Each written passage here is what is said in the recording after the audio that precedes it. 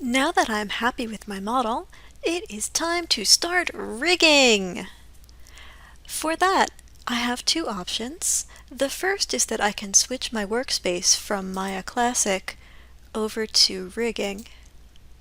This does two things.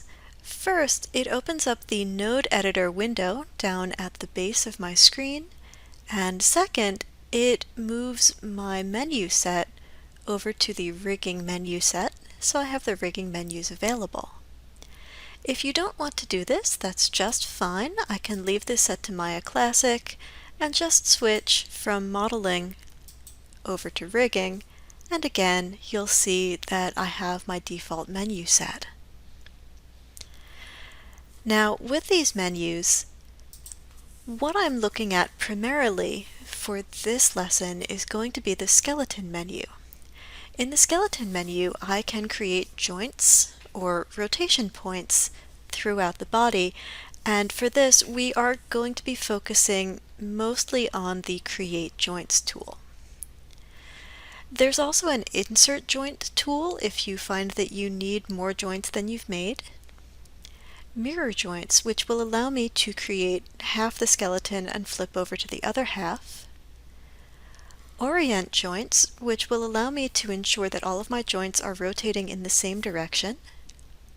Remove joints, connect joints, disconnect, and reroute skeleton. So we'll talk about these as we need them. Reroute skeleton is a big one because it allows you to change the starting point for any skeletal hierarchy. The rest of them, some are important and some aren't. We'll talk about them after we have a few joints. I'm going to start the Create Joint tool running, and I will need either my front or side view. I think I'll use the side view. Because my ball with ears and a tail moves from the origin up 1 point and 2 points, I'm going to start by just holding down my X key, which is the Snap to Grid key, and clicking 1, 2, 3 times, snapping to those 3 grid points. I will then press Enter. If your ball with ears and a tail has a different proportion system than mine, you may need to reposition your joints.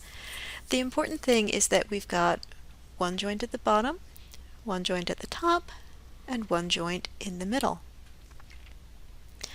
Now that I've got these made, over here in my outliner, I am going to expand this and rename them.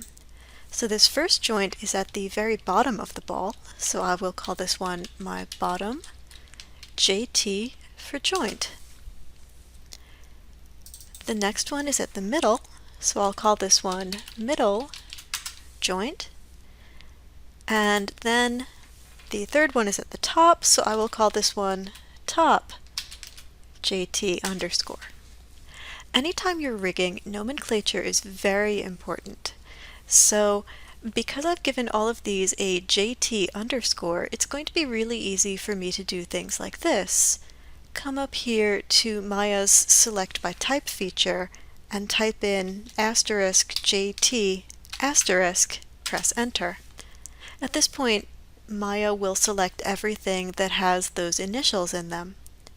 Search by type is case sensitive, so I want to be sure that I am very consistent with my naming. But putting these little indicators, like JT, will help me very much when I need to be selective. We'll talk more about select by name when we need it. I just want to be sure that everyone is extremely clear on why I am putting that JT underscore in there. Next, I have a specific setting set up in Maya so that I can see my joints in the front and side views. If you go to your shading menu, you'll find that there is a shading mode called Xray joints. Xray joints will allow you to see your joints through the model, so the joints always show up. I like to have this turned on in my orthographic views, and sometimes I even like it in the perspective view. Sometimes I don't because I find seeing the joints a little overwhelming. Everybody's going to be a little bit different here. Now, once I can see my joints and I know that they're named, the next thing that I want to consider is their function. If I click on the middle joint, this is where the base of the character's weight is. Generally, this is the point that I want to be the root of my hierarchy. Right now, it's down here at the character's feet, and in general, I don't like that, because when the weight is down at the character's feet, it can be hard to lift your character up off the ground. So I'm going to take this middle joint, and in the skeleton menu, I am going to reroute my skeleton to this point.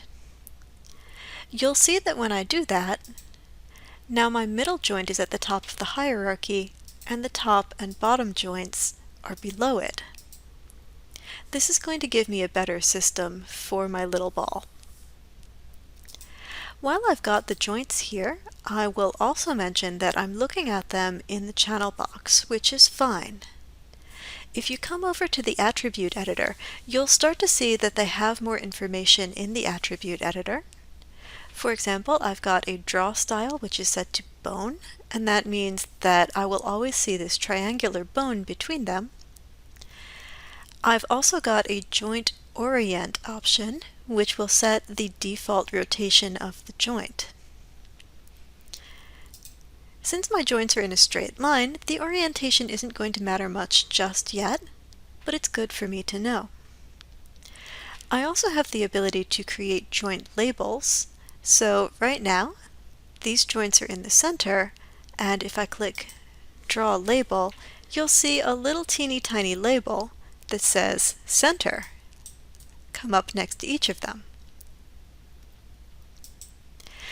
That can be helpful when you've got a much more complicated skeletal system. For me, right now, it's not going to matter much, but you should be aware that you can label your joints to be center, left, or right. You can also say none. And under type, you can say this is the root, the hip, the knee, the foot, etc. There are a lot of different labels that you can give things. For the moment, just be aware that they exist. Keep that in the back of your head. And also remember that there is a lot more information in the attribute editor than there is in the channel box. Here in the channel box, the only thing that I want to do with my joints is set up a little visual hierarchy so that I can remember which is the root and which is not. I'm going to take the top joint and I'm going to shift select the bottom joint, and now what I can do is take their radii and I can turn them down a little bit. I know that this attribute is grayed out, which makes it look like you can't control it. You can. You just have to be a nice domineering rigger. So I'm going to set these down to about 0.3, and now I can really easily see that my root joint is pointing outwards towards the top and the bottom. So that's my first skeletal chain. I will pause this here.